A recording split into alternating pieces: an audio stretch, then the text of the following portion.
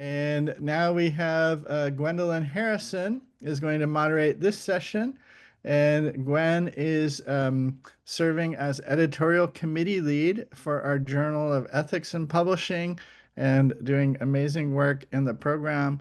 Gwen, it's great to have you, and I'm going to turn it over to you for this next session. Yeah, thank you so much, John. I'm very excited to be here. I'm looking forward to seeing some great presentations during this session from my peers. This session is going to be on reading and censorship. We're going to have about 15 minutes each for each presenter, and then we'll have about 15 minutes after the presentations for any questions from the audience. So we'll go ahead and jump right into it. Presentation number one is from Ashley Elizalde. She's a Master of Professional Studies in Publishing here at George Washington University. And her presentation is on the analysis of issues and solutions surrounding readership, authorship, and publishing business. Good afternoon, everyone. So I think that it's appropriate to really transition into this presentation after this morning and listening to some of the presentations on just developing that trust and really developing advocacy for publishing, because this is a big challenge in our society when it comes to publishing and maintaining that integrity. So I really just wanted to put that out there. Let me share my screen. Okay, so jumping right in, we're going to look at some of the issues with book banning as it pertains to censorship, and then look at some potential solutions, and also kind of look at how it's going to affect everybody in the industry, not just the publishing professionals, but readers and authors as well. So it's fitting to start with a Ray Bradbury quote: "There's more than one way to burn a book, and the world is full of people running about with lit matches." Sadly, in our society today, this is quite a reality, that there are many people running around with lit matches, metaphorically, to have books removed from certain areas, particularly libraries. So before we dive into the presentation, I want to address some keywords that we kind of need to focus on during the presentation. Everybody in this room knows the definition of literature and of censorship, but looking at the definition of literature, the idea of expressing ideas of permanent or universal interest. So those words permanent and universal are really key to the remainder of this presentation. And censorship, looking at the words suppress and delete. So we're kind of setting up the two sides of we're suppressing or deleting permanent or universal interest. So keep that in mind as we move forward. So I just want you to look at this graphic for a moment and see if you recognize any of the titles on this list. These are titles that have been banned at least 10 times or more in recent years from school and public libraries. Some of them might strike you as interesting. So a little bit of data going back to last year. We're still in 2025, so 2024 is most of our most recent data. Most of the book challenges and calls for removal of books come from groups. So we're not looking at just individual people. A lot of us often know this, but we're looking at groups of citizens, advocate groups, board members, leadership entities, and elected officials. So a lot of those key groups that we put in leadership positions are the ones that are calling for the removal of books and account for 72% of book removals, which is important to keep in mind as we continue. According to the American Library Association, there were a reported 821 cases against books and resources, but that number continues to grow, and oftentimes we have books that are not reported, cases that are not reported, and that has continued to increase since the pandemic. Looking at the states that are having the biggest impact and are being the most affected, these are the top 6. The 2 that I'm going to focus on in the coming presentation are Texas and Florida. So before we dive into a couple of cases, looking at the reasons why certain groups are targeting certain books, I think that is key to point out. And if we're advocating for not removing books, we do need to understand why people are concerned and kind of the rationale for this fear of indoctrination that we're seeing that's leading to a lot of these removals or challenges. But it's interesting that these are some of the main topics. Things like having characters of color or characters who are from an LGBTQ identification, or racism and rights and activism. Those types of things are being challenged, and even biographies and autobiographies. So that's all very interesting to look at. So starting with Florida, since it is one of the top states that's having concerns with certain books, in the 23-24 school year, Florida removed or challenged over 4,500 books from their school libraries. That did go down to about 2,300 the following year, but according to PEN America, it continues to be the #1 state for book removals, and those numbers are not going away anytime soon. So this quote from PEN America is really important and kind of key to keep in mind, because we're starting with school libraries. And so people can advocate for, okay, we're protecting our children. We're keeping them away from content that might not be appropriate for them developmentally, or that might have harm to them later on. But this quote is key because we're looking at Florida creating kind of a trend for other states to follow. And this kind of lead and follow concept is really key to keep in mind, because it comes to the question of what could come next. So then we moved to Texas. And in Texas, in Llano County, there were 17 books removed from the county library. So we're not just focusing on schools anymore. We're now moving to county public libraries. In 2023, some residents sued the library system and got the books returned. The district court agreed with them, returned the books, and then in 2025, the Court of Appeals said, nope, we are taking the books out again. They ruled that it was not a violation of the First Amendment because the local government had the right to make those decisions for its residents. So this brings up the question of community values and what the government can and can't do to protect their community and knowing their community's values, versus when are we impeding free speech and the right to choose and the right to read. So these were the 17 books, the 17 titles that were challenged. So again, looking at some of these that you might recognize. A lot of these I have taught before or have recommended to kids during my teaching career. And then we moved to Arkansas, which is kind of the most striking of all of these. So the Arkansas Bill Act 372, initiated back in 2023, proposed two major challenges for the libraries overall. So any books that were considered harmful to minors, any of these books that were being challenged, librarians could receive criminal penalties of up to a year in jail for exposing children to these books. And then they also required them to create designated library spaces for these books and to title them adult sections. So this did not remain standing. The courts did overturn this. They said that they were unconstitutional and challenged a reader's right to choose, and also kind of defended librarians, saying that the librarians, we should be able to trust them. They have discretion to make their own choices about what their community is comfortable reading. But it does bring up an idea of content segregation, which then comes to affect our authors. So mainly our authors' reputations. So once a book is challenged or even removed, then it becomes harmful to our authors. Many of them have faced social media threats, death threats. People talk about how they're grooming children. They are pedophiles. They're indoctrinating our society. Just for expressing topics of diversity and inclusion in their books.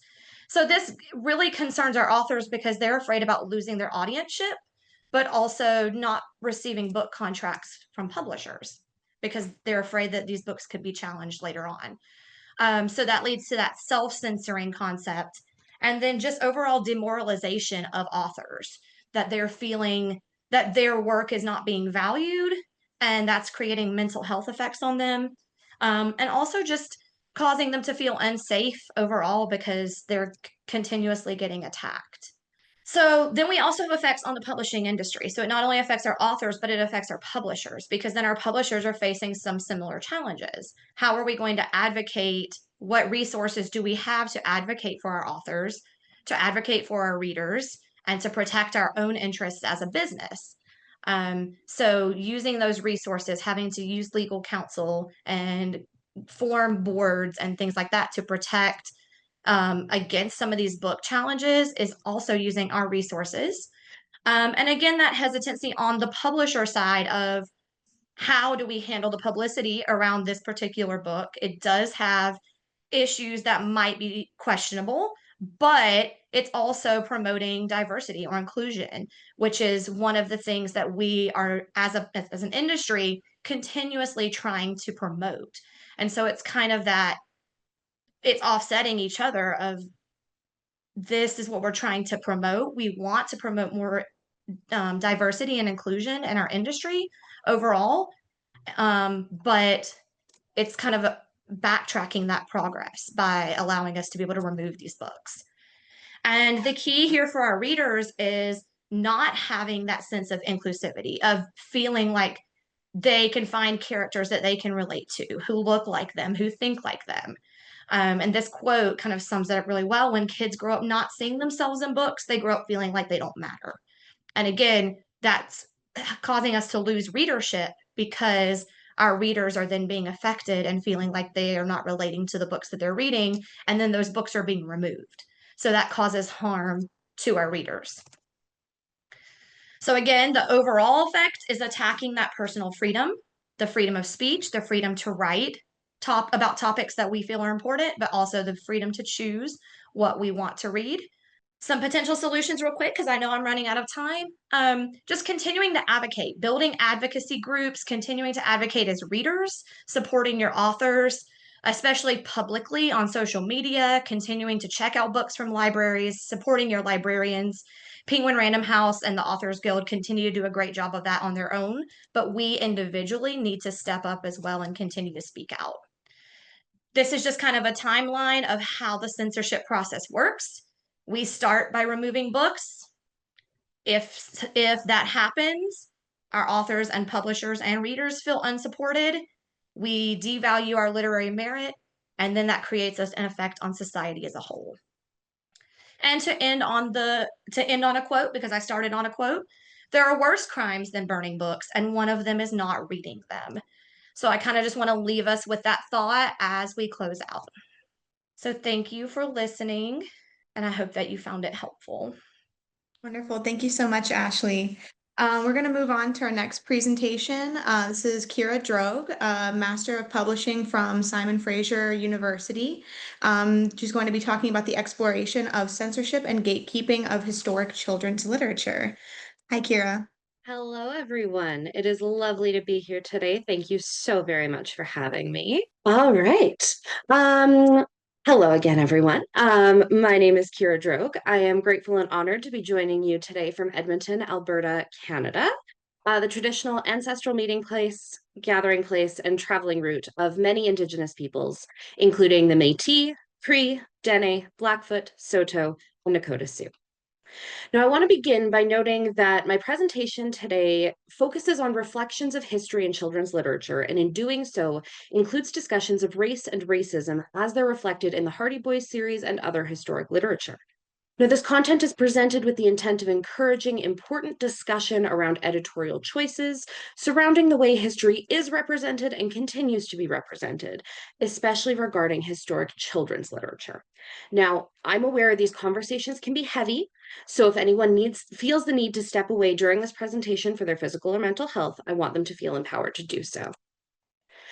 Now, we're talking about a number of my favorite things today, and since folks who know me know that I tend to go down a rabbit hole or two while on the topic of the Hardy Boys, I've included a couple of overarching points to help guide our discussion. So we'll begin with a brief history of the Hardy Boys before moving into a wider view of the 1959 editorial rehaul and a review of how that significantly altered Hardy Boys books as historical artifacts. From there, we'll talk about the precedent that this editorial rehaul set, which will allow us to consider some modern contexts regarding questions around access to children's literature. Then I'll sum up our conversation by posing some key questions regarding the future of historic children's literature. Now, the Hardy Boys are the brainchild of Edward Stratemeyer of the Stratemeyer Syndicate, which had a monopoly on children's literature in the 1920s and 1930s through series like the Bobbsey Twins, Nancy Drew, the Hardy Boys, and Tom Swift. From 1927 onwards, the Hardy Boys mysteries became a staple on millions of children's bookshelves, and Frank and Joe Hardy became household names. Over the years, the books have sold over 70 million copies, have been translated into more than 25 languages, and have prompted multiple spin-off series, graphic novels, and television series. Now, many people don't know this, but Frank and Joe Hardy were brought to life by Leslie McFarlane, a Canadian writer and journalist, under the pseudonym Franklin W. Dixon. Now, in order to understand the breadth of later changes to the Hardy Boys series, there are a few things that I want to share about Leslie McFarlane and his goals for the Hardy Boys. Now, McFarlane didn't want the Hardy Boys to have what he'd referred to as quote-unquote slapdash treatment like previous Stratemeyer Syndicate books. He dedicated himself to creating characters and stories that his readers could connect to. McFarlane refused to write down to his readers, expecting them to know terms like prosaic, spasmodic, and audacity, and have the bravery to question the world, and especially the adults in the world around them. At the same time, he emphasized the importance of respecting one's elders, recognizing the law, meeting the standards of society, and above all else, making it home in time for family dinner. Now, with that glowing explanation in mind, would it surprise you to know that those blue-bound books that have been loved so dearly throughout the years don't actually contain the original stories that McFarlane submitted and Stratemeyer published? The original Hardy Boys books were full of characterization, charm, and energy. Frank and Joe played pranks on their friends and unsuspecting town members, spent days off frolicking on the beach with their friends, and shared lavish meals with the people they cared about. The boys, their town, their mysteries, they all came to life in readers' minds. The time and effort that McFarlane put into bringing these boys to life was clear. At the same time, the original Hardy Boys books were a product of their time. By the 1940s and 1950s, around 20 years after the first Hardy Boys books came out, Grosset and Dunlap, the publisher of the Hardy Boys books, began receiving letters from parents concerned and angry about the prevalence of prejudice and racial stereotypes in the books. One parent, whose son had been assigned the Hidden Harbor mystery as a book report, even went so far as to say, and I quote, "Temporarily, we will not be buying any more of your series books. If, however, you can suggest any point in the Hardy Boys series after which this sort of prejudice does not appear, your advice would be appreciated." Letters piled up, threats to stop purchasing Hardy Boys books continued, and more. The books were pulled from libraries, excluded from classrooms, and, again I quote, condemned as being as dangerous to minors as alcohol and narcotics. I want you to keep in mind, too, that this was happening in the 1950s, so not exactly the shining historical standard for a distinct lack of racial prejudice. That said, Grosset and Dunlap were feeling the crunch. They felt they had to do something to ensure that the Hardy Boys books would continue to sell. And something is exactly what they did. Grosset and Dunlap called up Harriet Adams, daughter of the late Edward Stratemeyer and owner of the Stratemeyer Syndicate, to inform her of a new initiative. They told her that she was going to be in charge of what they referred to as a huge revision program designed to overhaul and reissue the early books in the Hardy Boys series. Now, you'll see on the screen here the early books, the early tan-colored bindings, and then the blueback books that feature the edited storylines in new packaging. The revision program had three main goals: to shorten the books by 5 chapters each, to better keep young readers' attention by adding more action and adventure, and to remove any racist or prejudicial plots and language. Because nothing could go wrong with that, right? Now, even though Harriet Adams was furious about the request that wasn't so much a request as it was a demand, Grosset and Dunlap insisted on the edits and told Harriet that she had 2 weeks to rehaul each book and provide the new manuscript to Grosset and Dunlap for approval. Now, I mentioned these 3 distinct areas in which Grosset and Dunlap specifically requested changes to the books, and so I'll provide an example for each of these changes that reflects the intensity of the edits and the change in course that the edits provided the series overall.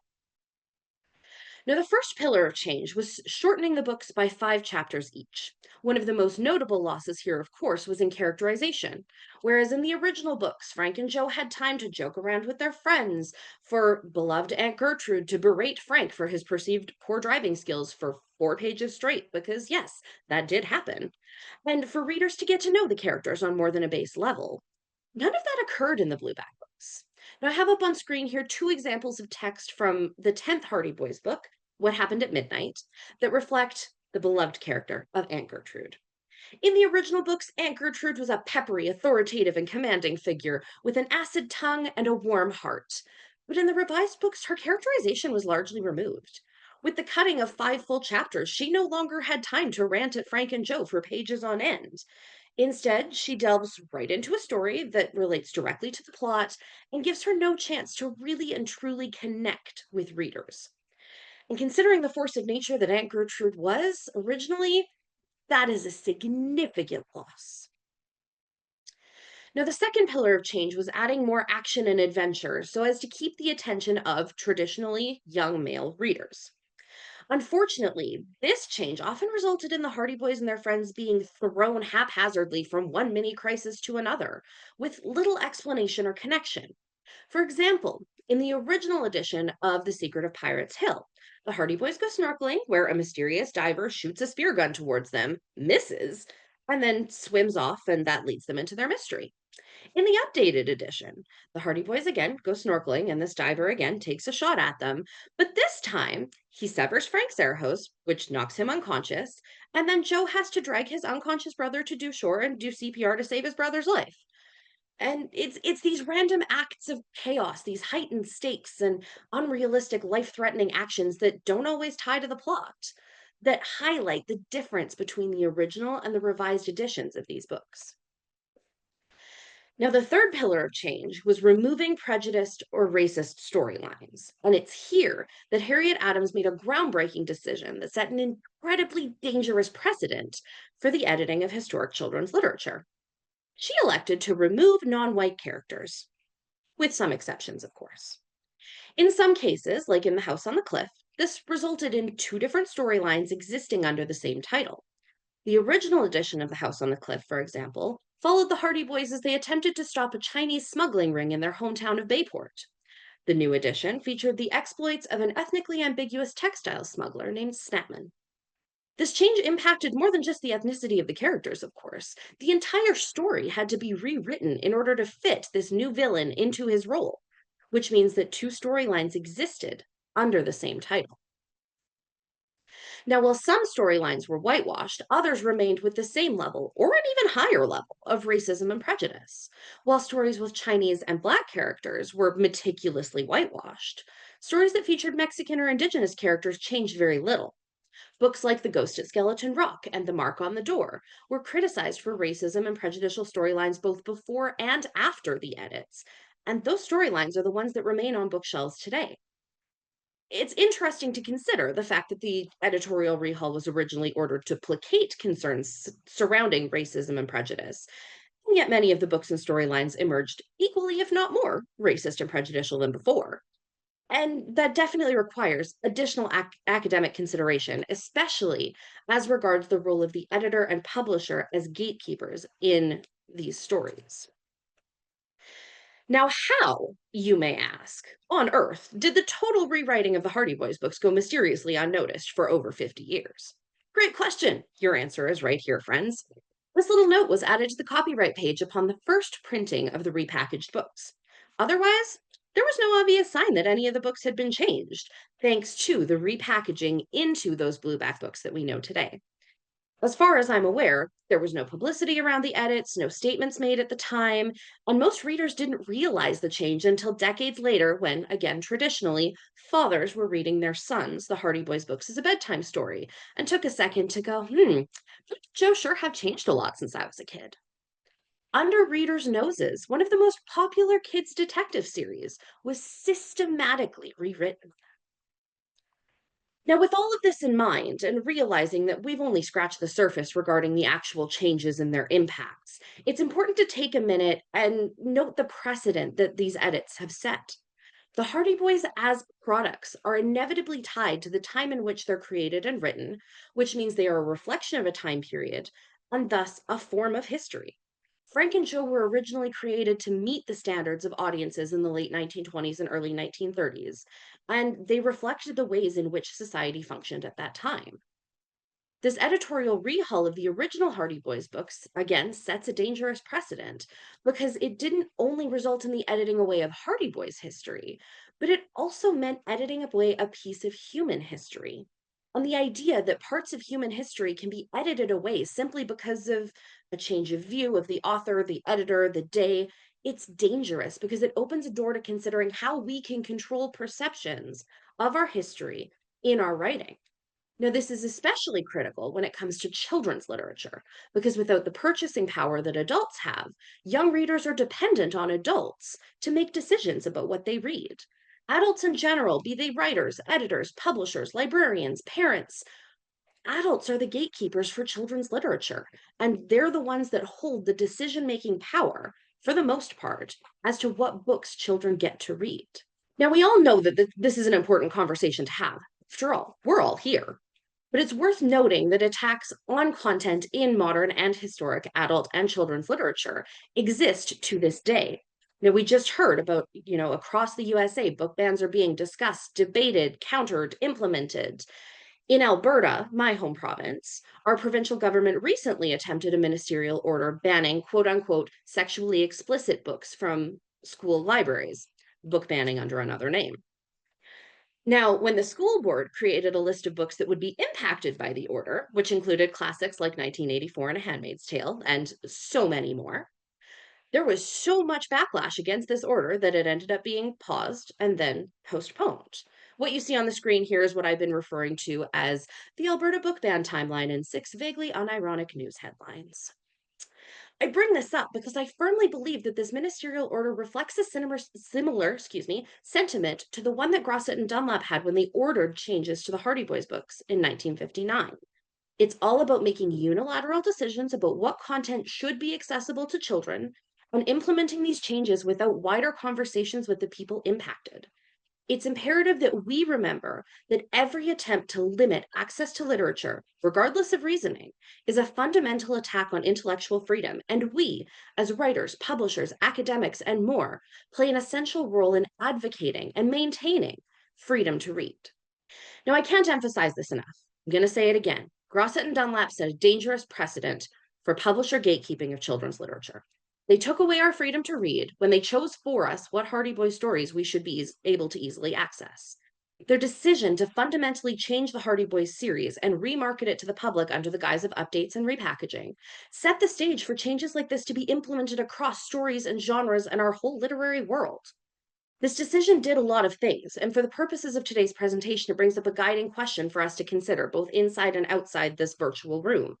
What, if anything, is permissible to change within the context of historical literature? Now, as I've mentioned previously, this presentation delved into a small slice of a much bigger discussion, and I know this discussion will continue for decades to come. Many people have said that if we don't learn about history, we're doomed to repeat it. And so, if specific aspects of history are removed under the guise of placating the masses, dangerous precedent emerges that brings that editorial eraser closer and closer to the brutal realities of history. Now, I'd also like to be clear. I'm not here to provide an answer because I certainly don't have one. I don't know where these lines are drawn or where they should be drawn. I don't have the answers. I'm here because I believe strongly in the need for these conversations to emerge, for people to start talking about historic literature in the modern day. I want people to ask questions about editorial choice, to challenge gatekeepers, and to consider the implications of the literary choices that were made decades ago. My goal is to start the conversation, and I want all of you to be a part in helping me continue these essential conversations moving forward. Now, together, my friends, today we embarked on the start of a grand mystery, one that would be well worthy of a Hardy Boys adventure.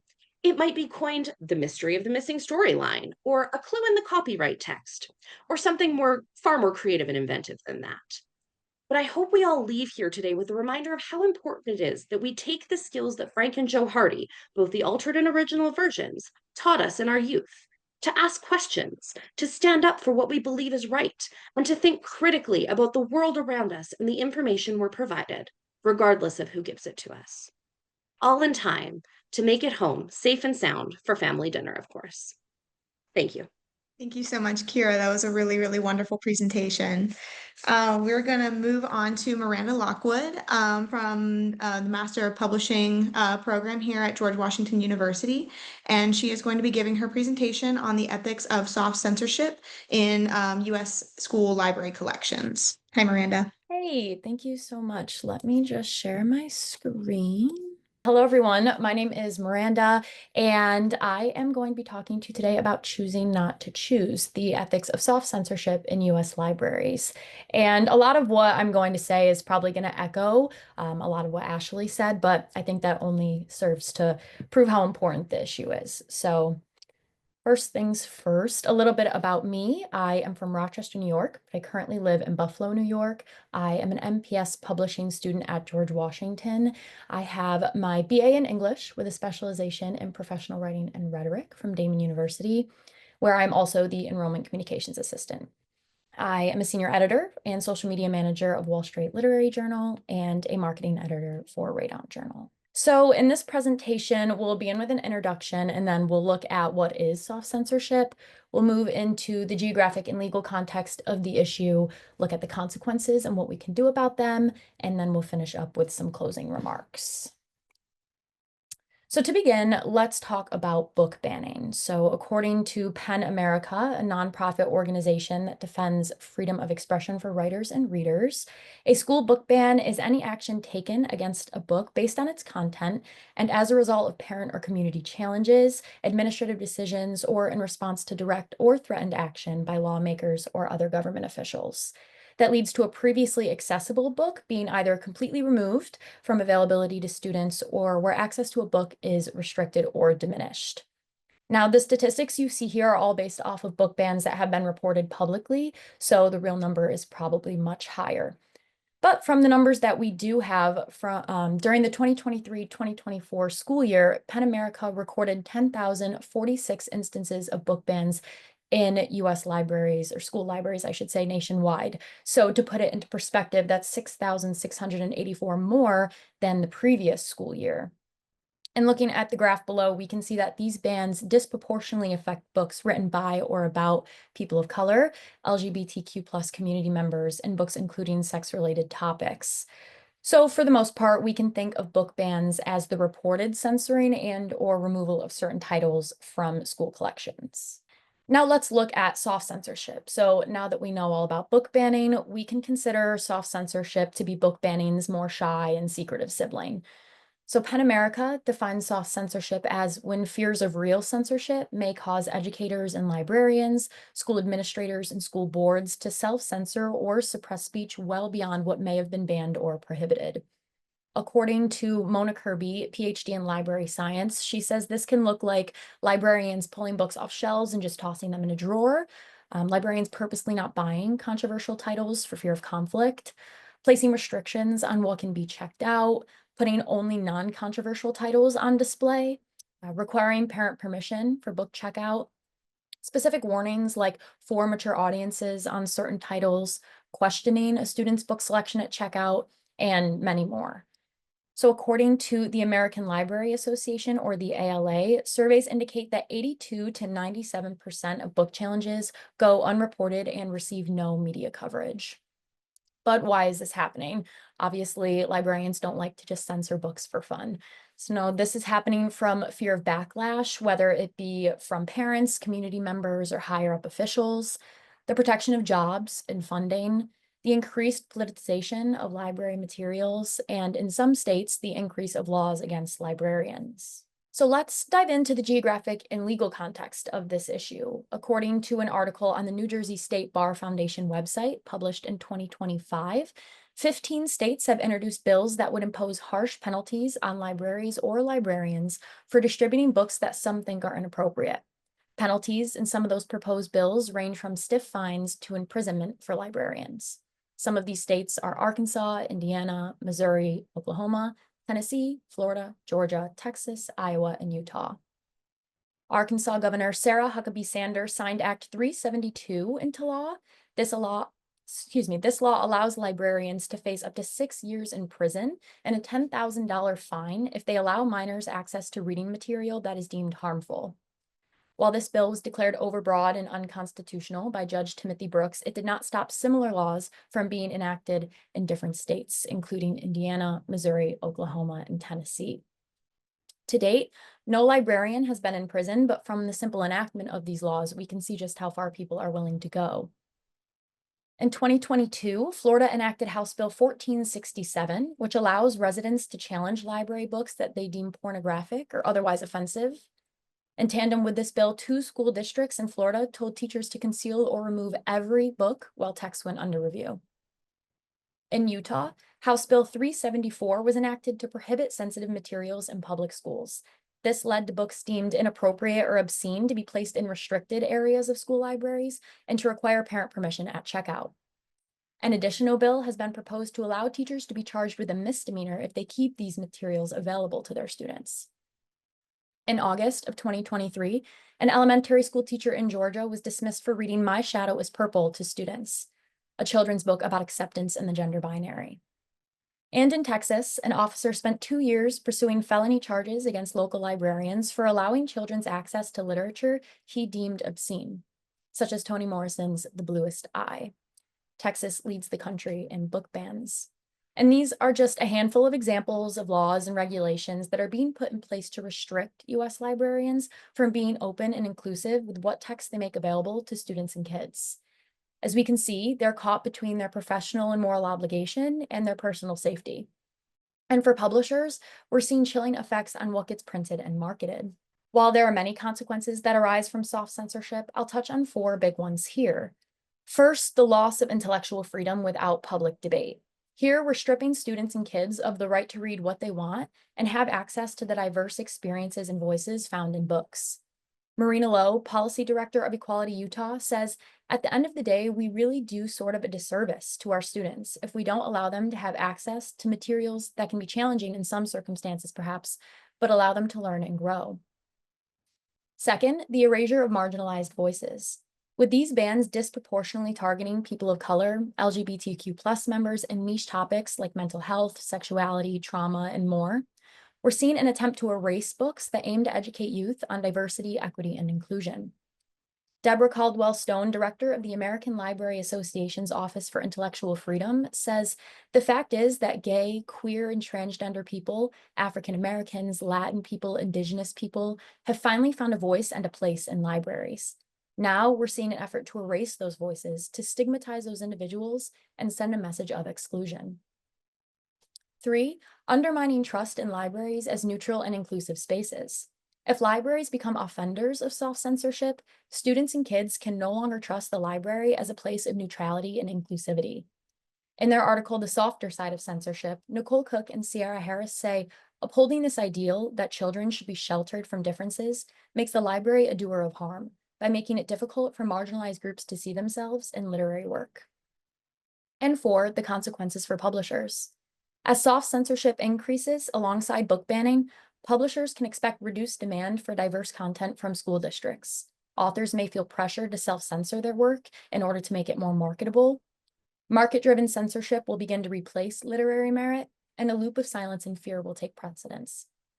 Dr. Seema Yasmin, author of children's book The ABCs of Queer History and YA novel Unbecoming, a novel about how abortion bans affect teens, noted how teachers and librarians praised her books, but said they're not going to teach them or keep them in their classrooms for fear they will get banned. Dr. Yasmin said, so what we're seeing is this censorship happening before the book is banned because of the draconian ecosystem that we're living in. So with all of that said, what can we do? What can we do as publishers? What can we do as librarians? And what can we do as people and members of our community? As publishers, we can, for one, stand firm against preemptive edits for political reasons. We can guide authors away from censoring themselves for fear of their book being banned or censored and allow them to be their true, authentic selves.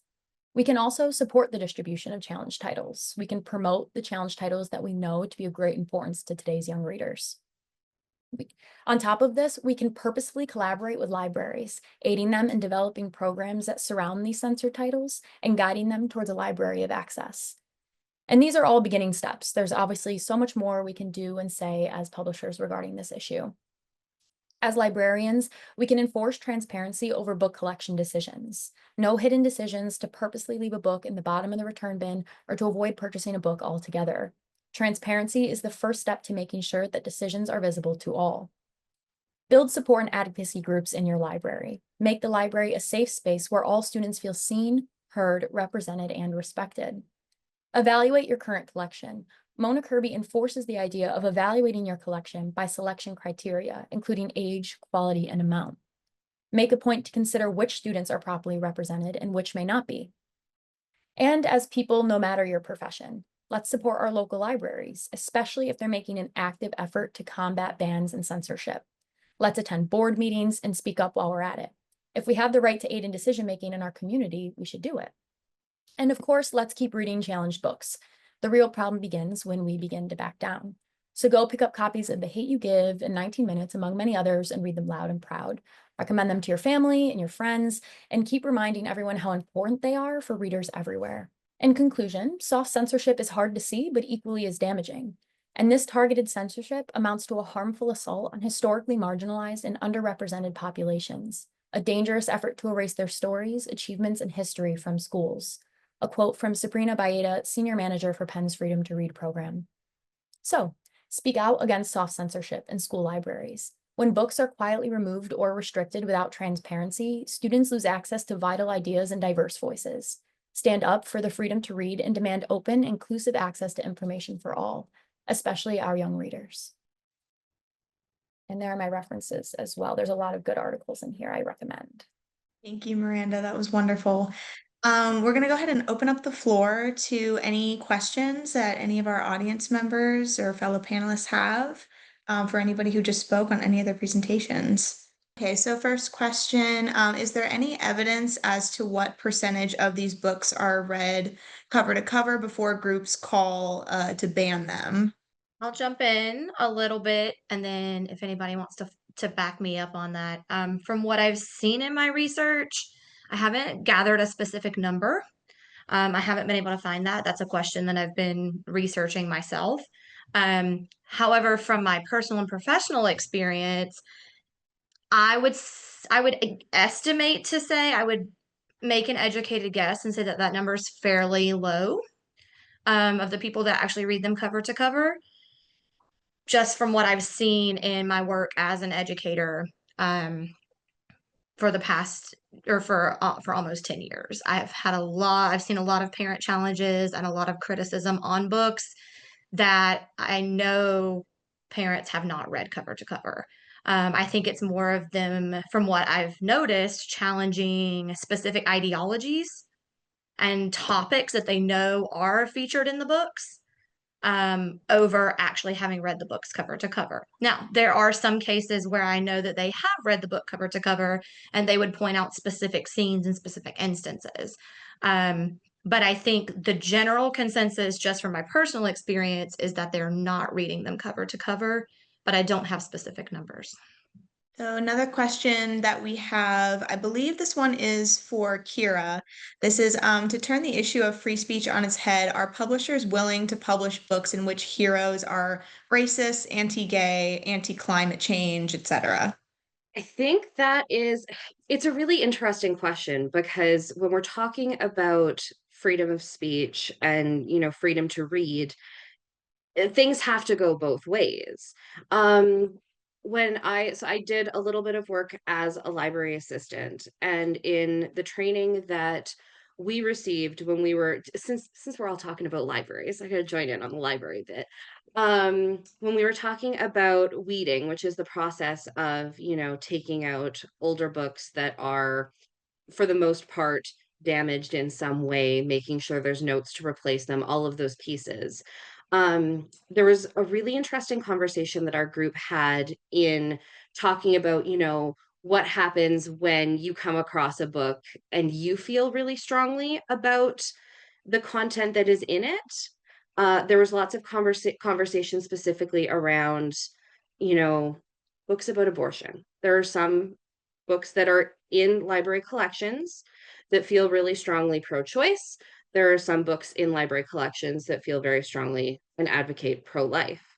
And, you know, every person feels differently about that individually. And you have to take a second as the professional to kind of step back and go, okay, you know, my own personal opinions aside, does this book add value to a collection? If a student was going to make some kind of, if a student was writing an essay and needed to pull information about a pro-choice argument or about a pro-life argument, where are they going to find that content if not, you know, in a book in a library? So we have to think about all of the different uses for all of the different books that are available. I think publishers now we're seeing, again, as both my fellow presenters have talked about, that tendency to shy away from those more the topics that are a little bit more controversial, and you know, those pieces that are more likely to end up with headlines in the news, and the ones that are going to end up on banned book lists, you know, for varying reasons. Some smaller publishers might just not have the resources to, you know, fight the fight that's going to come up about it. So I think there's lots to consider in that question. um but yeah, I think that's a little bit more where that kind of soft censorship might be tying in. Next question, I believe this is for Ashley and Myranda. They say if you could offer advice to publishers, library staff, and other publishing professionals from other states and countries where the censorship movement is just starting, what would that be? I can hop in on this one.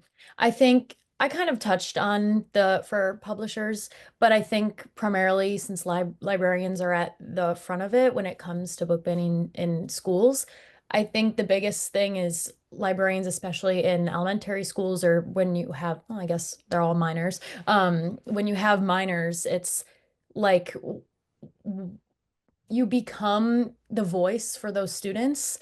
And if you're choosing to not purchase certain books where a vast majority of your students would be represented, I think that's something you have to consider as a librarian is you have kind of become the gatekeeper to allow these students to feel represented, heard, and respected. So I think the biggest thing as censorship gets more and more introduced in states that you kind of remember if you choose to give in to these draconian like laws and rules and what it may be, you're harming your own students. So I think that's kind of the biggest thing for librarians. Obviously, it gets harder and harder as laws affect the safety of librarians, but that's a very extreme case, and only some states have taken that route. Yeah, just to follow up on that, I would say, especially in the society that we live in, where it's getting more and more difficult to have active conversations with people, I think that would be my recommendation is if you're seeing something up and coming that could be a potential censorship problem, to really just question and speak up and kind of start a conversation about, you know, the content, the topic, the rationale, and just really try to kind of shut these things down before they get to this larger point. So I think some of those conversations are critical.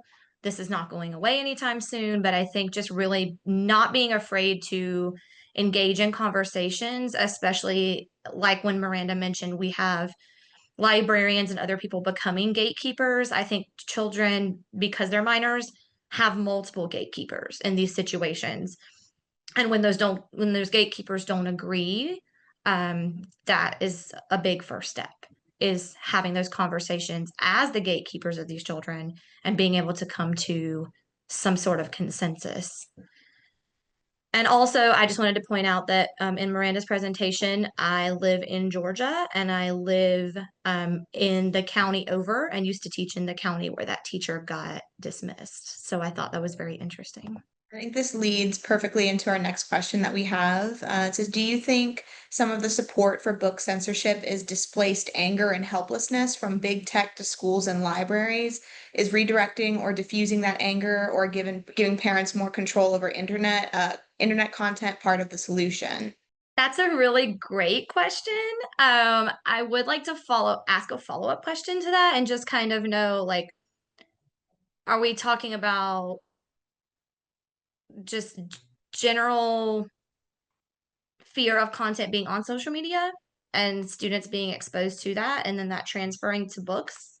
That's kind of what I'm hearing, but I want to make sure before I speak.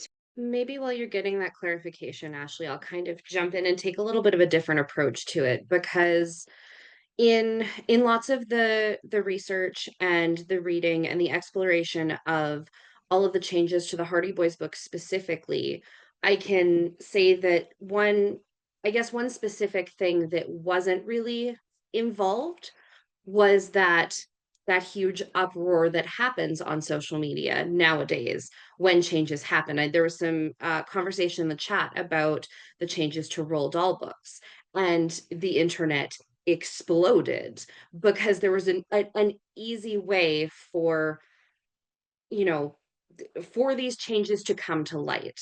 And there was, a place that people could go and easily express their disappointment, frustration, all of the above. When this was happening with the Hardy Boys, there wasn't so much, like, they couldn't go on Twitter and yell about it angrily. So it was a lot easier for that to kind of slide under the radar. So I think I mean, like, all of the tech plays a big part in the communication and um accountability now, I think, in, pulling people in and making sure that, there's a little bit wider awareness of these issues. Just to answer your question real quick, Ashley, she says yes, like say Andrew Tate and similar figures. Yeah, thank you, Gwendolyn, for the clarification. Yeah, I do, and kind of backing up what Kyra was saying too, I do think that our access to information and particularly to people's opinions does kind of play a role in a lot of this. And our parents are seeing it, our kids are seeing it, and they're on social media and more, and they're seeing everybody expressing their opinion one way or the other. And so going back to that point earlier of parents not necessarily reading from cover to cover before they make these decisions, I think a lot of it is based on what they're seeing from other people, and they're using that to make that basis. And they're like, oh, well, maybe I don't want my kid to read that either because that's too controversial, or my family doesn't believe in that. And so I think definitely managing, obviously big tech is a whole other beast, but definitely doing something to kind of help with, having conversations around what people are seeing on social media and what's coming up and how that translates to books. I think that's continuing to be important. I don't know if I answered the question. I guess I will follow that up with the more information that we're exposed to and that we have access to, the more conversations we need to have surrounding that information. That's my summary statement. I think that is it for the questions that we have in the Q&A. Yeah, I think we're out of time for this session, but thanks everyone. This was a great session. Thanks, Gwen, for doing a great job of moderating. And thanks, Ashley and Kyra and Myranda. All excellent presentations. This is a very important topic, and I'm glad that we heard from you all. And we had a lot of interaction in the chat. So a little bit earlier, I mentioned this student journal symposium for research and literary publications. And we will be returning for the third year of this new conference in April. And we've set a goal to create dialogue and collaboration among undergraduate and graduate literary and research journals. We are very intentional about including both undergraduate and graduate journals and both literary and research journals. At our last symposium in May this year, we had 35 different undergraduate and graduate journals. come. We had more than 73 speakers, which included several undergrad and grad students, as well as faculty and administrators and librarians, people in library publishing.